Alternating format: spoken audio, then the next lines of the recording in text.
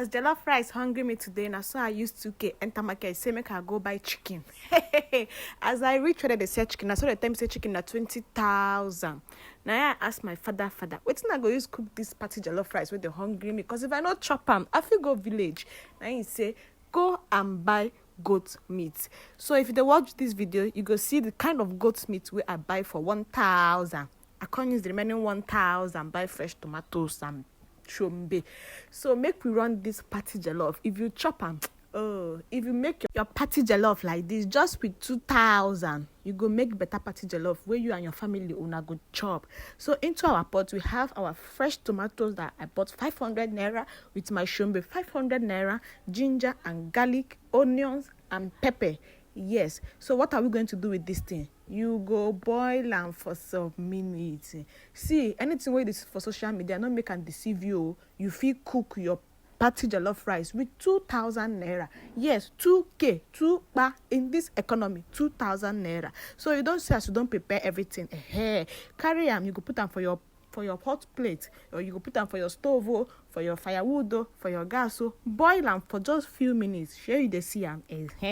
You go boil this thing for just few minutes. Wetin be the next thing wey you go do? Carry am put for your blender.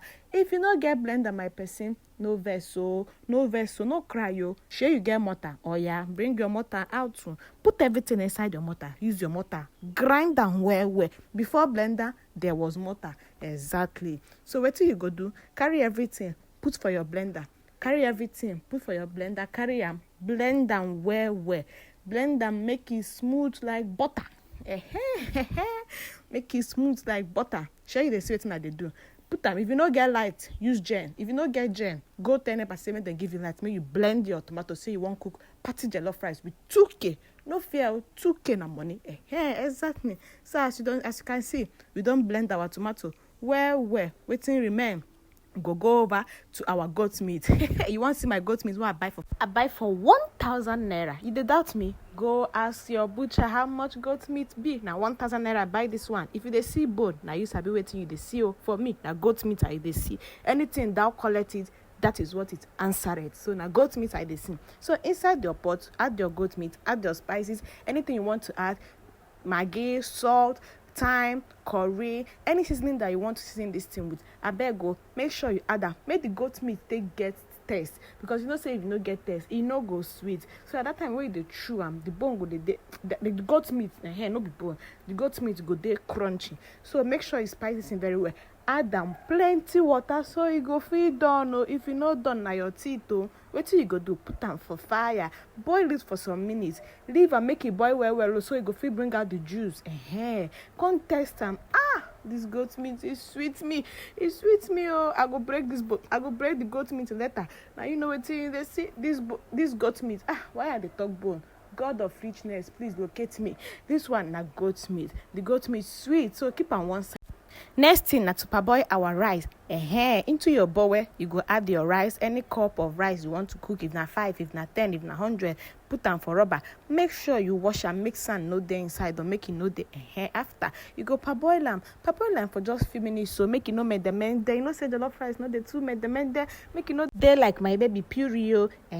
After you set am aside, into your pot, you go into your groundnut oil, any oil wey you dey like cook. Make sure you go into your groundnut oil enough wey go take reach the rice wey you dey cook. Make e hot small. E no go burn, make e just hot. Wetin next? You go put your onions. You know say I like onions, so put enough onions. E dey make jollof rice sweet. Make e turn brown small. Inside that pot where you put your onions, add your curry and your thyme. If you get bay leaf, abeg add them for me. Your stew never even ready, but the whole house don dey smell party rice.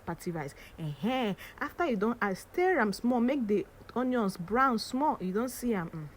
Then you go in with your tomato paste, whether you are using your tin or your sachet, any tomato paste of your choice. Just put them and then stir and make them marry each other. You go stir them for some minutes so that you go come out all the sour taste. So you no go the taste sour. Just stir them small. After you don't stir them for some minutes, wetin you go add next? Our tomato base. You know say for this tomato base, you don't contain fresh tomato, fresh pepper, ginger and garlic and onions with small ingredients. Once you just pour that one wey you don blend, pour am inside the stew base, then stir, make them marry each other well. Make you no dey in a hurry go bring am down. No, you go stir am for some minutes to make the thing no dey taste sour for mouth. So just stir am small. Wetin you go add next? You go come add your meat stock. Yes, as you can see, I don add my goat meat. The bone, the goat meat, e go sweet am well. As I don add my goat meat, e dey sweet. I come add water to the pot to make sure say nothing remain for that pot again. E go must comot. Everything must enter my rice. I need all the proteins and the ingredients and everything, make them enter the rice. This party jollof rice, e dey sweet. If you cook your party jollof rice like this, just with 2,000 naira, everything done set. You go chop, your children go dey beg you, mommy give us more, mommy give us more. Just follow my steps and you will love this food. After you don't add your meat stock, you know why you go add your meat stock first? Make salt no override the food. So you add them, you test them, you go know wetin to add next. Go in with your ingredients, any sachet spices that you like, you can just add it. But as you dey add, abeg dey test, make it no overshadow your food. So I added my curry, added my Maggi, added every other ingredients wey I dey use, my thyme, my salt, everything don enter. You know, so I no go add extra pepper because pepper don dey my mix, pepper don dey tomato. I no go add extra ginger because ginger don dey that one. So everything I don grind those ones here. So na just the spices wey I add now. I can't taste am, e can't enter my brain. Hi, e can't enter my brain. As you dey see am now, e don dey boil.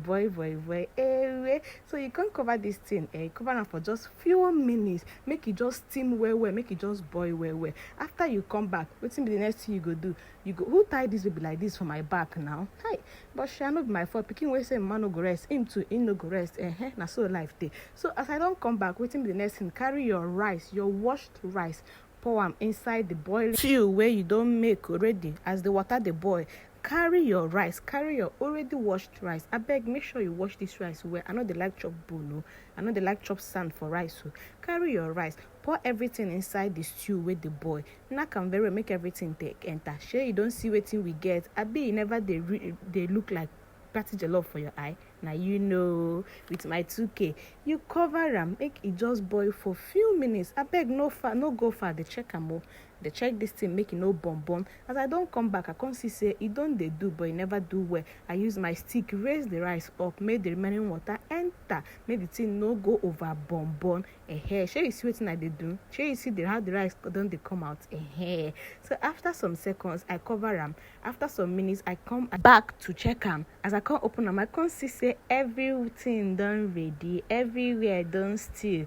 Waiting be the next thing. I can't add my onions. I dey like onions for jollof rice, especially as the last thing. I don't off my light though. The hotness from the rice, it go do the onions well. It go done them. So I can't add my onions. Can't turn everything, make everything marry each other. Make it no be say ingredients they one side or a hair. So I turn them well, mix them. As I turn them, I dey add my onions. Oyibo. As I turn them, I dey add my onions, and then you cover for some minutes and then serve your food. I beg, this party jollof rice, who go believe say na 2k I use cook am? Hi, if you chop this rice, you go love it. You will love it. Oh, me and my baby, make we go enjoy our rice. So now, I'll see you in my next video. If you cook your party jollof rice like this, I beg, tell me you. Bye.